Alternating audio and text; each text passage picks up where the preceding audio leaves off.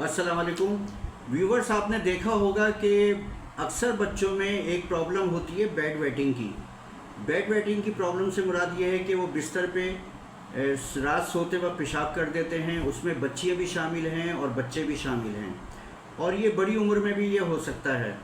मिसाल के तौर पर चंद एक साल की उम्र से लेकर तकरीबन 15 साल की उम्र तक ये प्रॉब्लम बच्चों में रहती है और रह सकती है। किसी को वक्त के साथ साथ सही हो जाती है और किसी को नहीं सही होती। उसके लिए दवा करनी पड़ती है। दवा के तौर पे या दवा इस्तेमाल करने से पहले वो बच्चे माँ बाप से पिट भी जाते हैं और उनके गुस्से का शिकार भी होते हैं, क्योंकि वो बिस्तर ख़राब कर चुके होते हैं और ज़ाहिरी बात है कराहियत होती है और प्रॉब्लम होती है। मेरे पास ये दो दवाइयाँ रखी हुई हैं। एक है सीपिया 30 पोटेंसी में, और एक है ये कॉस्टिकम, ये भी 30 पोटेंसी में।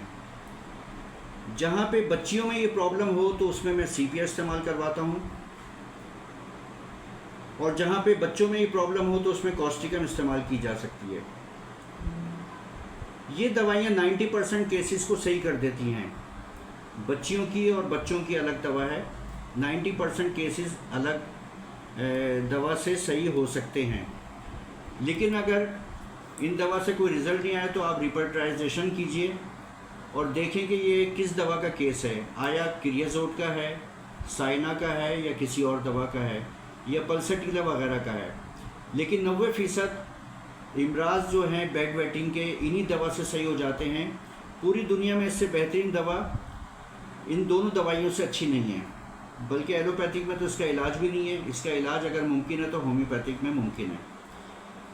ये जानकारी हम आपको दे रहे थे अपने डॉक्टर साहिबान को कि अपनी प्रैक्टिस में इन दो दवाइयों को लेकर आएँ, आप कामयाब रहेंगे। अब मैं आपसे इजाज़त चाहूँगा। Doctor Sultan Raza from Karachi. अगर आप हमसे ट्रीटमेंट या कोई मशवरा करना चाहें तो हमारा एड्रेस है 03362137 63 Arif arcade near Safoora Chowrangi MMI hospital Karachi.